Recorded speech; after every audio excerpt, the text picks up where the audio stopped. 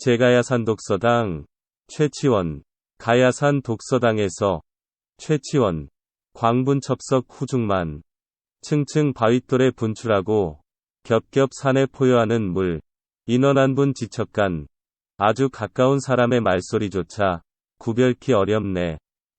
상공십이 성도이, 십이 가리는 소리, 귀에 들릴까 두려워, 고교유수 진농산. 일부러 흐르는 물더러, 온 산을 돌게 하네. 감상 1-5세주, 최치원은 13세 때 당나라에 유학하여 당나라 과거에 급제한 후, 문장으로 이름을 떨친 천재였다. 귀국 후에 어지러운, 당시의 신라사회를 개혁하기 위해 노력했다.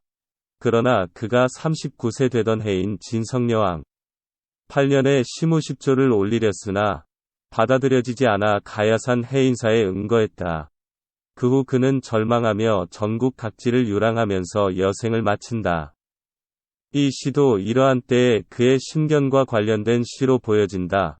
일구를 보자. 광분첩석 후중만. 층층 바위돌에 분출하고 겹겹 산에 포효하는 물.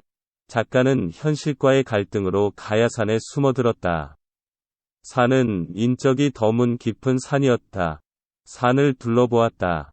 크고 작은 많은 산과 산봉우리들이 보였다. 사람은 보이지 않았다. 골짜기는 바위와 돌들이 많이 쌓여 있었다. 그리고 바위와 돌 사이로는 물이 흘러내리고 있었다. 골짜기의 물은 미친 듯 돌로 바위로 달려들어 부딪히며 물을 뿜어대고 있었다. 물소리는 주변의 여러 산봉우리들 사이로 울부짖듯 울리고 있었다. 여기서는 작자가 서 있는 공간이 설정된다. 산골을 흐르는 물소리의 기세와 그 소리를 묘사함으로써 그가 서 있는 공간이 작자가 바라는 현실 세계와 멀리 떨어진 깊고 조용한 곳임을 드러내고 있다.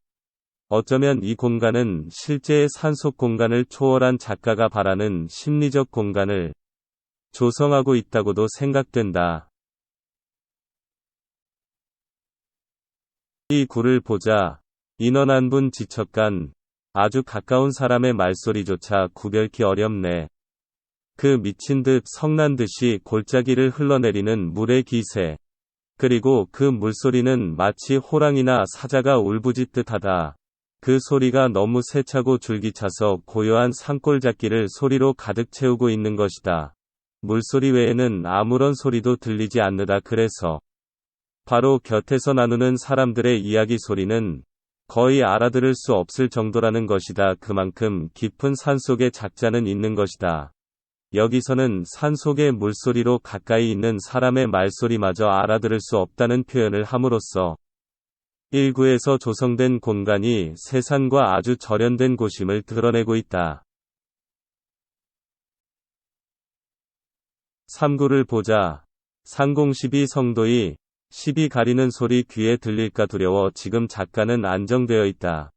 작자는 자신의 선택에 의해 결정된 이 공간에 있음으로써 자신의 갈등 요인인 인간 세상과 단절되어 있는 것이다. 그리고 그것이 행복한 것이다. 그래서 자신에게 실망과 상처를 준 인간 세상의 이야기는 듣고 싶지 않은 것이다. 인간 세상의 냄새도 싫은 것이다. 그래서 그는 항상 두려워한다고 고백하고 있는 것이다. 무엇을 말인가? 그것은 인간이 목숨 걸고 따지는 시비곡직의 소리인 것이다. 그 소리가 귀에 들리는 것이 싫은 것이다. 사실, 옳고 그르다는 것은 입장 차이에 불과할지도 모른다. 조금만 마음을 넓히면 서로 편할 수 있는 문제다. 그런데 인간은 자신이 좀 힘이 있고 좀 유리하다고 남의 것까지 탐내고 또 조금 빼앗기고 조금 불편해진 쪽은 끝까지 그 사실을 잊지 못한다. 그리고 언젠가는 꼭 찾겠다고 벼르고 있는 것이다. 그 끝나지 않는 전쟁에 낭비되는 심적 에너지는 얼마나 될 것인가? 낭비된 시간은 또 얼마나 될 것인가? 서로가 마음을 넓혀 이해하고 힘을 합치면 얼마나 많은 일을 더 할 수 있을 것인가? 작가 최치원은 이 점이 안타까워 수없이 설득하고 이해시켜 보았다. 그러나 그들의 화해는 불가능한 것임을 작가는 이미 알고 있는 것이다. 그래서 작가는 이 일에서 손을 떼고 이 산으로 온 것이다. 공부나 더 하자고 말이다. 그래서 그는 인간 세계와 관계되는 일, 특히 시비를 가리려는 사람의 말소리는 듣기조차 싫은 것이다. 여기서는 인간의 시비를 따지는 소리가 맑은 물소리 들리는 고요한 산속에 이르러 오염될까? 이것이 항상 두렵다는 작가의 다소 염세적인 태도가 드러나고 있다.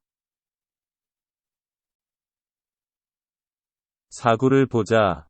고교유수 진농산. 일부러 흐르는 물더러운 산을 돌게 하네.